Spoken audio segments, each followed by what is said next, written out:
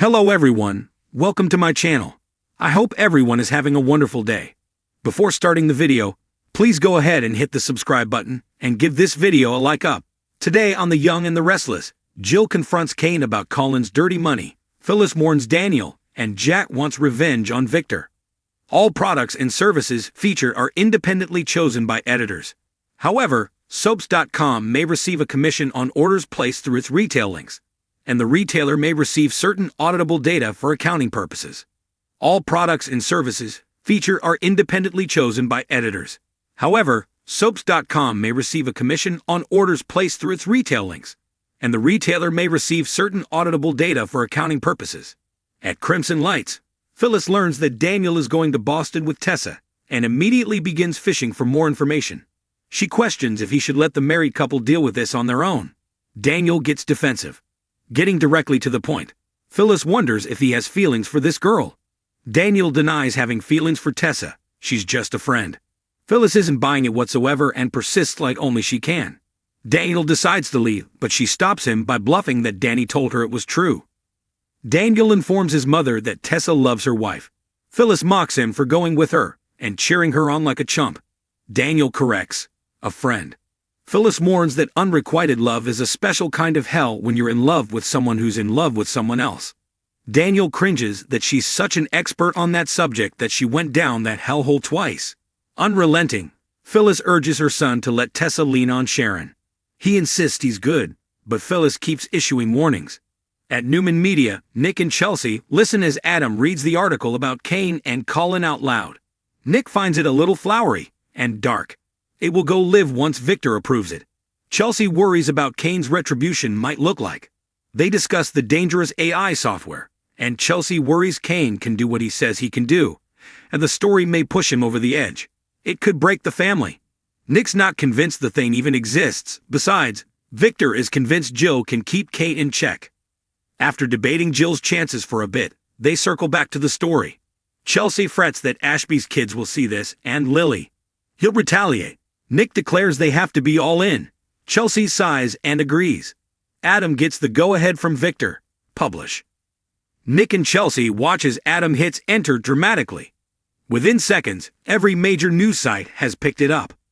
On the Kane train, Jill forces Jack to leave and warns Ashby about the little chat they're about to have. She explains that what Billy told her was bad enough, but Victor told her something outrageous. She confronts him about Colin scamming a woman to get the chateau. Kane repeatedly avoids answering her question, and she grits, "Is it true, Kane? Why did he call Victor's bluff?" Kane fumes that he won't be manipulated by anyone.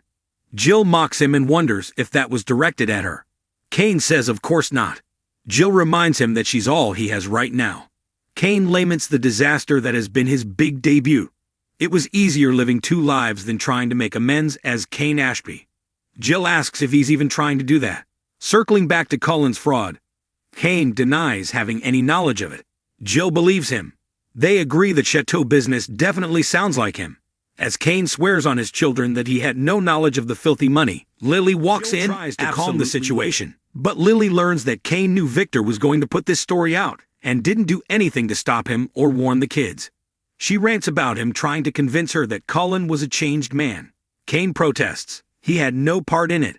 Lily informs him that after the kids read this, they are going to see that he is his father's son. Kane vehemently defends himself, but she's done.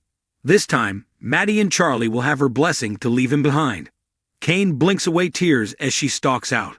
"I can't fix this. It's impossible." At Jebat, Diane asks about Jack's meeting with Kane.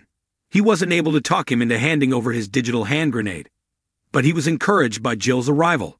His instincts tell him that things are going to go their way. Jack insists Kane is at a crossroads. He knows now he went about everything the wrong way. Diane's skeptical, but Jack is certain he saw a chink in the armor. Even better, if Jill can get through to him, they won't have to work with Victor. Diane worries that the program will still be a threat. Jack plans to convince Jill to let him destroy it. Diane asks her husband if he'll destroy it. Jack replies, "Yeah, or use it on Victor and Newman Enterprises."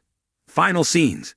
At Newman Media, Adam and Chelsea field calls about the Kane story before getting into it with Nick over his plan to leave for LA. Adam argues that Victor wants them there. Nick finds this ridiculous and wants to look after his own family. Sharon senses something is off with Noah and he needs to see for himself. At Crimson Lights, Phyllis and Daniel are still bickering when Lily storms in. Daniel asks if she's okay. She rants about the Kane story and Phyllis pulls her phone out to read it. She sarcastically thanks Phyllis for being one of the reasons why her ex-husband refuses to go away. The go-over-the-chaos Kane has caused and Phyllis gets a call. On the Kane train, Jill tries to convince Ashby he can turn this all around. He protests at length, but she insists he can prove to his family that he loves them more than anything in the world. He must prove it in a way that cannot be denied. On Crimson Light's patio, Phyllis answers her phone and tells Kane, "I know, I saw it." Kane needs to see her right now. It's urgent. At Jebot, Jack reminds Diane what Victor's put them through, and Kyle. He's been relentless, all because he helped Nikki back to sobriety when he couldn't.